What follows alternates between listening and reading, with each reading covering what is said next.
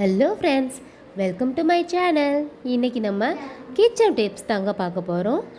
காளான் மேலே மண் மாதிரி கருப்பு கலரில் இருக்குங்க. அந்த கருப்பு மண்ணை எடுக்கிறதுக்குள்ளே நாம் ஊற வச்சு தேய்ச்சி சுத்தம் செய்கிறதுக்குள்ளே போதும் ஆயிரும். ஆனால் இனிமேல் அந்த கஷ்டமே பட வேணாங்க. ரொம்ப ஈஸியாக க்ளீன் பண்ணுற டிப்ஸ் தாங்க இன்றைக்கி நம்ம பார்க்க போகிறோம். அதுக்கு நான் ஒரு பாக்கெட் அளவு காளான் எடுத்திருக்கேன். அதில் ஒரு கப் அளவு தண்ணி ஊற்றிக்கிறேன். நல்லா மூழ்கிற அளவுக்கு நம்ம தண்ணி ஊற்றிக்கலாம். அதில் 1 டீஸ்பூன் அளவுக்கு கல்லுப்பு போட்டுக்கலாம். 1 டீஸ்பூன் அளவுக்கு பச்சரிசி மாவு சேர்க்கணும்.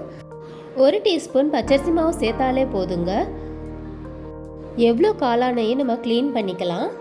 தண்ணீரில் போட்ட உடனே நம்ம கையிலேயே கலக்கி விட்டுக்கலாங்க. ரொம்ப அழுத்தம் கொடுத்து கூட நீங்கள் கலக்க வேண்டாம்.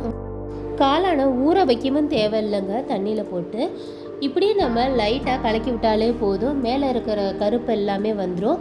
அங்கே பாருங்கள், தண்ணியிலே நல்லா மிதந்து வருது பாருங்கள். அந்த கருப்பு எல்லாமே காளானும் நல்லா வெள்ளை வெள்ளைன்னு ஆயிருங்க. பாருங்கள், எல்லா தூசியுமே வெளியில் வந்துடுச்சு. இன்னொரு தடவை தண்ணி ஊற்றி அலசிட்டோம்னா எல்லா தூசியுமே வெளியில் வந்துடுங்க. இனி இந்த டிப்ஸை ஃபாலோ பண்ணி வீட்டில் நீங்கள் காளான் செஞ்சு சாப்பிட்லாம். குழந்தைகளுக்கு வாரம் 2 முறையாவது காளான் செஞ்சு கொடுங்க. இதில் கால்சியம் சத்து அதிகமாக இருக்கும். காளான் பாருங்கள், ஒரு தடவை அலசினோடனே எவ்வளோ க்ளீன் ஆயிடுச்சுன்னு நல்லா வெள்ளை இருக்குது பாருங்கள். காளான் மேலே இருந்த கருப்பு தூசி ஃபுல்லாமே அப்படியே இறங்கிருச்சு பாருங்கள். இந்த மாதிரி கிச்சன் டிப்ஸுக்கு எங்கள் சேனலை சப்ஸ்கிரைப் பண்ணிக்கோங்க. இந்த மாதிரி புதுவிதமான டிப்ஸு அடிக்கடி இன்னும் வந்துக்கிட்டே இருக்குங்க.